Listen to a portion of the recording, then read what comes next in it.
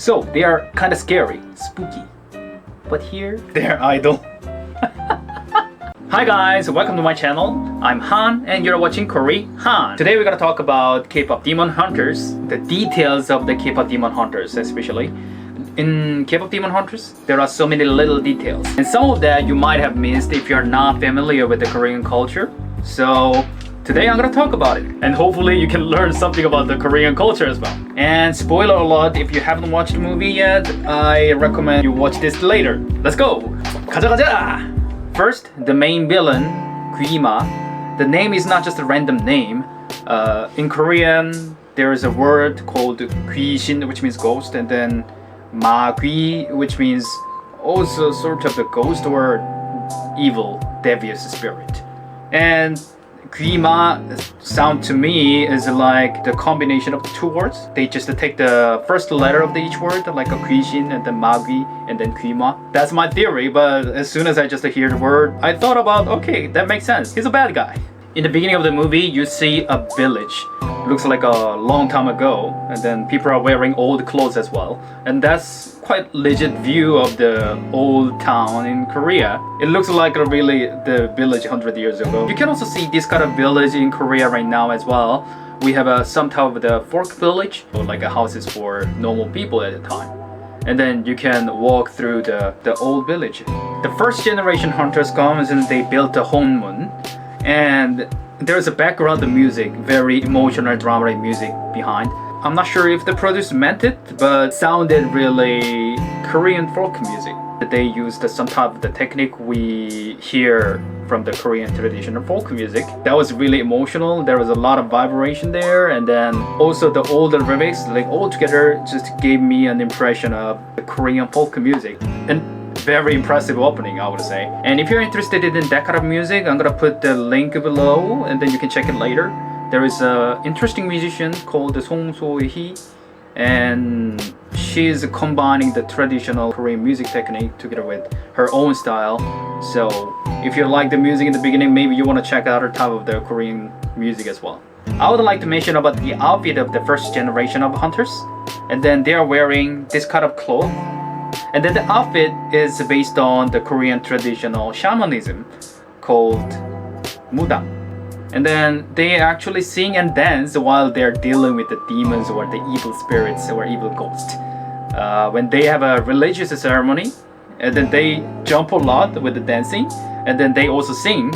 And then by doing that, they make the ghost go away. We actually used to fight against the ghost by dancing and singing technically. I heard the producer actually got the idea from that, and then they just make it in a modern way. I think it's a really cool idea, thinking that way back in the day actually used the music and then singing, dancing, and then if you interpret it in a modern way, yeah, it works like that. K-pop and dance and fight against the demon. And first generation of hunters, they dance, and then the animation, how they portray it is like there's some extra line on their hands, and they make some type of wave while they're dancing, right? And then that looks really cool, and that looks like Korean traditional dance move as well. And some of the traditional Korean dance, we wear really long sleeve clothes, and then we just dance with it, and then make some extra line.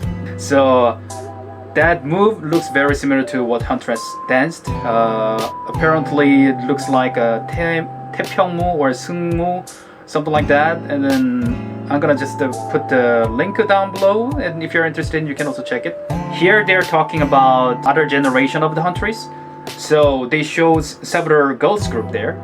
And those girls group is not random people. They actually get the idea from the actual idols back in the day. I'm not sure about the first one, and then here, these girls looks like Kim sisters, one of the first international K-pop idol, let's say, which was in 1953. And the other one is called the Setdore, apparently, and they are also idol back in the day. And there is also here, these groups were selling in it. It's called apparently SES, which was really huge at the time, 1990s generation. And then you see Huntress. So they actually show some history about the Korean idol. Do you see this tree? And then on the tree there are a lot of string. Is it string? Not sure about that. Like the line, which is colorful. That is Korean shamanism, or in this case, more likely totemism, I guess. That was the actual things we used to believe back in the day. Every town there is always a holy tree, and then we just put this kind of the colorful strings on the tree, decorate the tree like that, and then we believed the tree gonna protect our town. And they actually put it here. The place where they talking to the Selin, and then you see the background, and there is a little hilly thingy, and that's actually graveyard, the Korean graveyard. Normally great source of the horror movie, and then every time we see this kind of the graveyard, we get scared, how to say. Yeah, it's a little bit spooky place, you know, and they just put it there with whatever reason.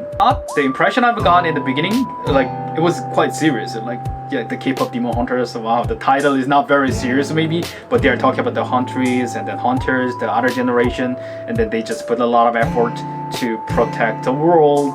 And then the three girls in front of the graveyard, in front of the holy tree, they're saying, "Yes, Selin, sir, yes, sir." Yeah, I got an impression of they're being really serious. Okay, I'm not sure if I can mention this, but these guys right next to the scene, they have a very short hair and wear glasses, and then I believe they are soldiers. All Korean men, they need to go to the military, and this is a very typical look for the military people, like, because not many people in Korea has short hair. They rather have like a medium long hair, like we don't prefer like a short hair. And then only group of people we typically see who has a short hair is military people. They look basically like this, and I believe they have a vacation and they just came to the concert of the Huntrix. It's my theory. People are wearing whole season clothes. Some of them wearing the short sleeve, and some of them they are wearing long sleeve, like sweatshirts, hoodies, and then some of them is wearing like a really thick cloth. And that's what's really happening in Korea. I would say around early spring or the late fall, like the weather is really random. Like in the daytime it's really hot, and then in the morning time it gets cold, and then that's how we figure it out. Some people don't mind about the cold weather, so they just wear the short sleeve, like me, for example. And there's some people actually wearing coat because it's cold in the morning. And that season you can see all type of clothes through from the people, and I'm not sure if they meant it, but yeah, that's quite accurate scene. Like people are wearing short sleeve or even long sleeve or even thicker clothes. And then do you see the little stick, the light sticks here? It's called the 응원봉. Maybe those of you who are not interested in K-pop don't know about this, but in K-pop fandom or idol fandom, they have a little light stick, and then they just bring it to the concert to support their idol, and it looks really cool. I'm not particularly fan of the K-pop, but when I just see the concert scene, and everybody is just holding the light stick, and then they just wave on the air or shake it on the air, and then that looks like a typical Korean concert. It looks cool even to me. Here, look at the light stick, and then they have a certain type of the pattern, and I really like the light stick actually. It looks like some of the Korean traditional pattern. You can just find it everywhere in Korean traditional house here, and yeah, I found it really cool. Nice design. Here's the scene where they do cup rolling. Yeah, for the fan. I would like to talk about the food here, and you can see a lot of food. For 3 people, I can't believe it is for 3 people. Like there are a lot of food there. From the left, the soup is basically the fish cake or fish cake soup, more likely. I guess it's originated from the Japan, but we also eat it in Korea a lot. And here there's a bread, and there's also hot dog. Hot dog is like some type of a pancake. There's something sweet in it. And then you see the kimbap here on the green plate, and then the one here, the one above is called blood sausage, sundae. And I also see cup ramyuns and a bowl of rice. And there's also naengmyeon, which is called noodle. Or have you heard about it? Noodle? Soup? But there's ice on it, and then we eat it, and it's good. You gotta try. And have you noticed that the bowl is made of steel, and also spoon and chopstick, everything is made with steel. And that's also Korean thing. Like China, Korea and Japan, they all use chopsticks and spoon, of course, but only Korea use steel. I don't know why. I mean, I kind of know why, but we prefer steel. And then they just put it here. Not the wooden chopsticks, not wooden spoon, but they just put the steel chopsticks in the spoon, which I found it funny. And also the bowl of rice is made of steel. I don't know whose idea was it, but like the rice is really hot normally, and then you just put hot rice in it inside of the steel bowl, and then the steel bowl is basically super hot. It's actually good in winter when you get into the restaurant and then you're cold, your hands are cold, and then you just grab it and then like that's warm.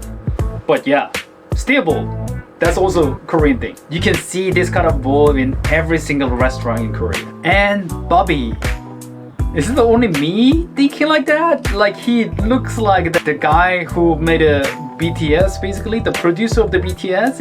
He looks like this. And as soon as I just saw Bobby, I was like, oh yeah, Bang Si-yeop without glasses. And yeah, he's chubby too. Here Joe is eating certain type of the snack, and I just recognized in a second. It's called this 새우깡, shrimp snack, which is very popular in Korea for a very long time. Like it's a little bit old-fashioned snack, and this is like really well-known Korean snack, and it has a quite long history, I would say. Even my father's like it so much, and then she's shoveling it into her mouth. On the video, they just didn't put it right name. Probably some copyright issue, or they don't want to advertise a certain brand because it's unfair, I guess. But yeah, this one. And it looks like that, exactly as you see in the movie. You gotta try it, it's good. And you can probably get this one in a typical Asian market. On this scenes, you see a lot of green bottles behind of her. And the green bottle, I highly suspect that it must be soju. Because we have a green bottle it's called soju. And I don't know why, but most of the soju is in green bottle. And I can see that here. And by the way, the songs from the bell, when the Bobby called, the songs is really random. That's really old-fashioned Korean music, which is kind of difficult to say is a major. That one is sang by Lee Baksa, and his music is very interesting. But as you can see, as you can hear from the bell, like it's like exciting music. Here's the singer. Maybe you want to check it out. I'm gonna put the link below. The appearance of the monster is based on Korean traditional painting. So this guy is here, as you can see everywhere in the traditional Korean building. You see the weapons they are using, the 3 weapons the hunters are using.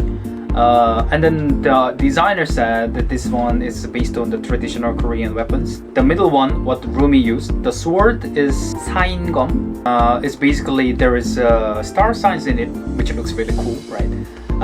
And the weapons, what Joe is using, it is also some type of the knife.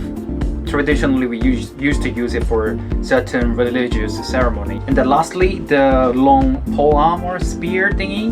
And then that one is kokdo. And then she also took it from history book. You can see the little accessories what all Huntress members has. It's a traditional Korean accessory called norige. And I really like it, so I also have my own one. And their design is like this. The Rumi one has a purple and then also dark thingy, the dark string inside. So it's a half-half, which actually implies what the identity Rumi has. And here on the Mira's one, it's a pinkish one, and then there's a little face of the other members, which Mira takes the other members as a family, which is really sweet. And lastly, the Joey one, the colorful strings there, and also turtles are there, which is the favorite animal of the Joy. Looks so cute, right? The norige has many different designs. This is one example. And yeah, I think it's really pretty.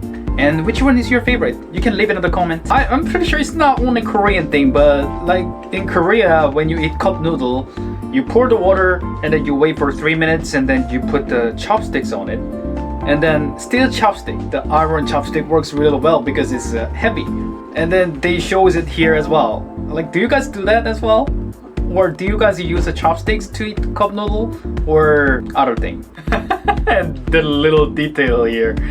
They finish the ramen super quick and then they make this sound. So after they finish the ramen, they say all together. And that one is also typical Korean things, I would say. Like Koreans do after they just finish the ramen or after they finish some type of the drink, like a really cool drink or even alcohol. They drink it and then those kind of things. And do you do that? I heard like maybe some countries also do that, some countries don't. So please leave it on the comment if you guys make such a sound, or do you guys have any sound you make it related to the food? Yeah, I found that this one is so funny. Very great observation. And then it's really nice that they actually put it here. On the concert tour, there was a pattern on the stage, and then that looks like a Korean traditional pattern. And then that looks colorful, gradation. Yeah, looks like some jewelry. And that gives me the impression of a Korean art. It's called the 나전칠기 or 칠기. That one is basically shellfish art. They use the inside of the shellfish and they just take the colorful inside to decorate some type of furniture. It looks like that. As you can see, this is also very colorful.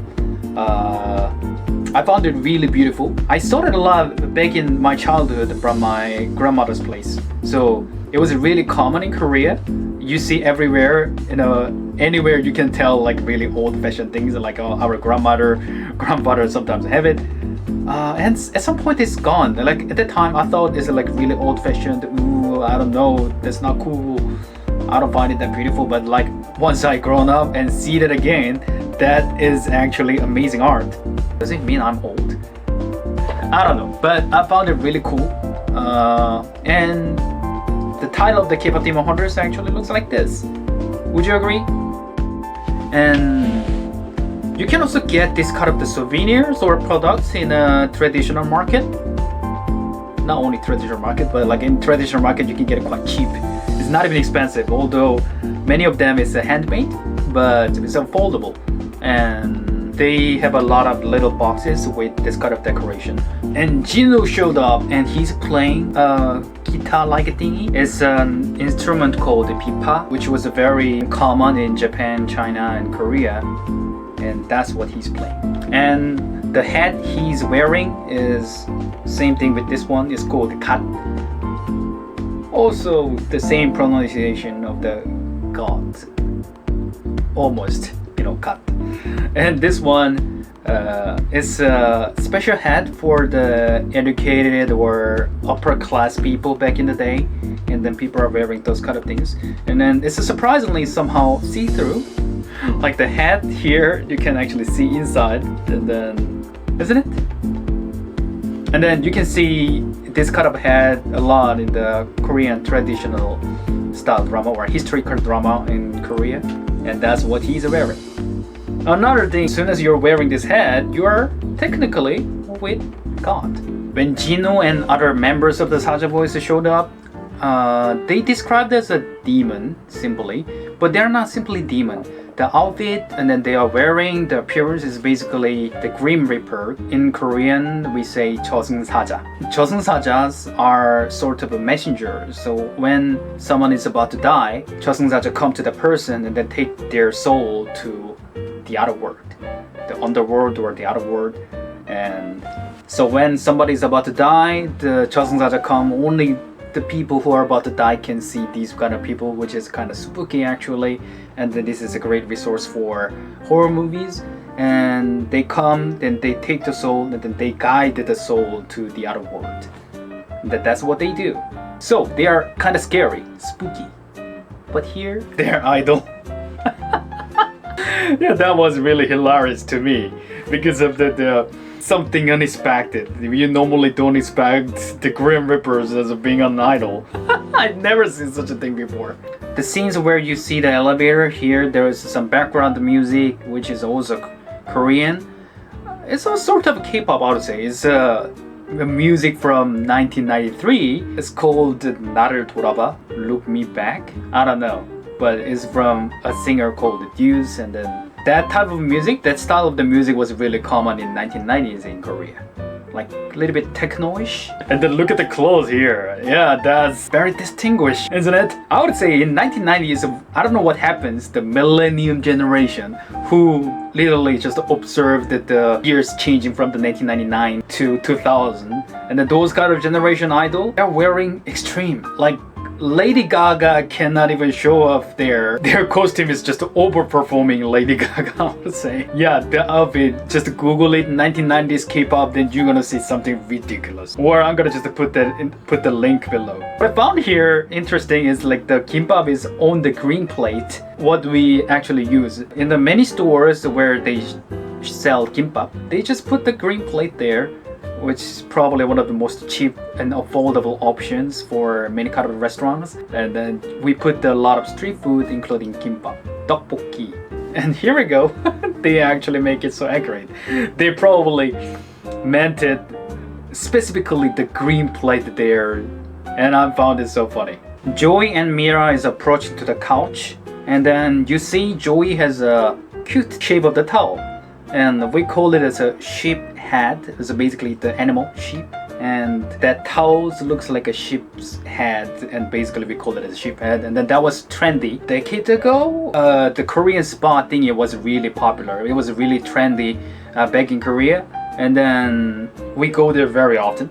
We have a specific way to make this cut of the shape, the sheep head shape with the towel. Yeah, that was trend, and I found it really cute, and then she's doing it. And I appreciated the artist actually put that design here as well. And then the background music, the song is from Twice. It's called Strategy. They sang Takedown for this movie. On the way to the couch, I see a lot of food there. They have a tukbegi, the bowl typically for soup. It looks like this, and then they have it on the whole bucket. It's normally heavy, and how they just put it there. It must be really hot. And again, kimbap on the green plate. And also, you see the strawberry dessert here, and that must be bingsu. Bingsu is sort of an ice cream, grinded ice dessert, which is really popular in Korea. When you come to Korea, you want to try that one. It's one of the best things you can get in Korea, and it looks like this. If you come to Korea, you must try it. Try it. It's necessary. And then the background of the music video, the golden, and then Rumi is sitting on this type of chair. And this is also Korean traditional chair for the king. There's some golden decoration in the background. It looks like the king's chamber you can see in the palace in Seoul, in Korea. And that actually suit for the lyrics as well. I was the queen that I'm meant to be. Here she's talking to Celine, childhood of her. There's a flower for the dead people typically. I'm pretty sure it's not only in Korea but also in Japan or other countries as well, the white flowers. You also see the scent stick there. And then that one is a very typical Korean thing. So whenever you see the funeral or religious ceremony for dead people, we burn this kind of the scent stick, and then it has some specific scent, and then that scent we believe that brings the ghost, not a random ghost but not the specific ghost that we want to bring it. And then here you can also see the little green hill thingy. That's a graveyard style in Korea. There's stone, the name written on it, and it is written out Ryumiyoung Myo, which means the graveyard for the Ryumiyoung. I assume that is the Rumi's mother. The Ryumiyoung, Rumi, yeah, sounds pretty similar. And the graveyard, and behind of the Rumi and the Celine, there is little stones piled up, which is very common in Jeju Island, the southern island of the South Korea. Looks like she's grown up in Jeju. When Rumi came back, they went to a restaurant, a soup place in the middle of the night. In Korea, there are a few restaurants which opens for 24 hours. And then soup place is one of the most common 24 hours restaurant, especially in Seoul. Yeah, because people never sleep and then they drink until the morning, and then they need some food, and then they just go to soup places. It makes sense because it was the middle of the night when the Rumi came back, and then not every restaurant was open, so they choose the soup place, or maybe they like soup, who knows. And then apparently what they are eating looks like either galbitang, a rib soup, or seolleongtang, which is a bone soup. It got me, it totally got me, this scene in the restaurants. There are so many details they just put in here. The doodling on the background of the wall. In some restaurant in Korea, the owners of the restaurant, they just allow customer doodling on the wall. So that's a very common thing you can see in Korea. And here you can see the cups are steel, the plates are steel, and spoons and the chopsticks are steel, and the steel bowl here again, steel bowl on the rice, a bowl of rice, steel covered table. The table is basically steel, and there is some rounded thingy in the middle of the table that must be a grill. So that's a typical grill table you can commonly see in Korea. And they put the little scratches on the table. That's also very common because it's made of steel and then it get easily scratched. And then that looks so real here. And then they put the napkins under the spoon. That's also very common things in Korea. Like people get into a restaurant and then they put the water and then they put the spoon and the chopsticks on the napkins because we think it's more hygienic, whatever the truth is. And yeah, and they even put that details in the movie. Impressive, impressive. And I see the side dishes here. It is very common that you get side dishes in the Korean restaurant for free. So you order the main food, the main dish, and you get side dishes for free. And I see the two types of kimchi. Like there's a kimchi with cabbage, and then there's a kimchi with a radish, and then there's a fish cake side dishes, which is also very common in Korea. And I see broccoli.